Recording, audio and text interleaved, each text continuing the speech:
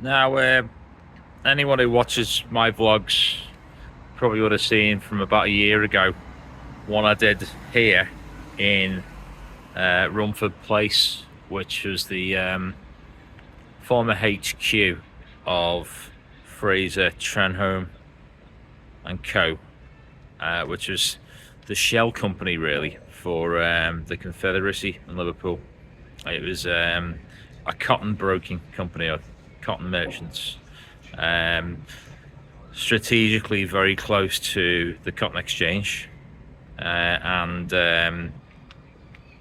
very much part of the American Civil War story in Liverpool, this place, alongside the unofficial consulate which appeared late on in the conflict in Abercromby Square. But this place really was really very much part of it. So you've got two plaques behind me that denote British involvement in the war and Liverpool's involvement in the war. One's to the CSS Shenandoah, which was the vessel built in Glasgow which surrendered here at the town hall. Captain James Woodell surrendered at the town hall, and to the British service personnel who fought in the Civil War. Kind of a little bit vague really in terms of the affiliation, but we know, you dig even slightly under the surface and you discover that this place was really dedicated towards the Confederacy and that side, and really that's a very sort of toxic idea to this day. The two plaques back there actually are very recent. The Shenandoah plaque's very recent, and it probably needs, well, not probably, it does need qualifying.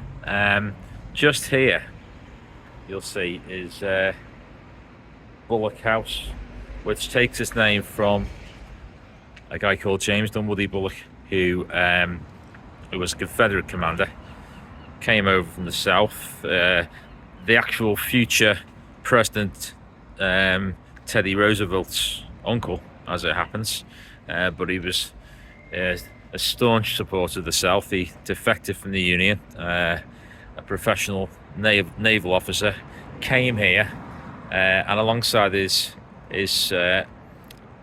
banker slash cotton merchant cohort, a guy called Charles Prelow, raised money for a Confederate navy in the city, and many vessels were built in shipyards in and around Liverpool, including the still existing Camel Laird's.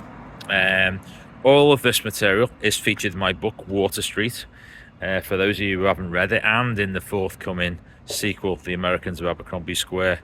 But this is a kind of notorious spot for me really, in the business district of Liverpool. It is Rumford Place. Sound.